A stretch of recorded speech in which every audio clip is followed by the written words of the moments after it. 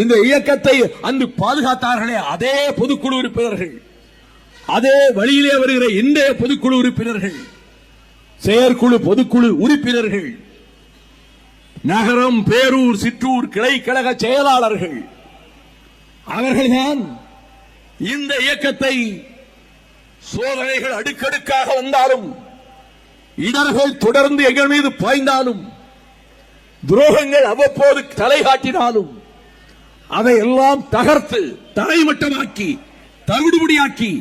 இந்த மறுமலர்ச்சி திராவிட முன்னேற்ற கழகத்தை காக்கின்ற காவல் தெய்வங்கள் கழகத்தின் கண்மணிகள் தான். வைகோ இந்த கட்சியை நான் பாதுகாத்து விடவில்லை, என் சகோதரர்கள், சகாக்கள், தோழர்கள் அவர்கள் இந்த இயக்கத்தை 31 ஆண்டு காலமாக காத்து வருகிறார்கள்.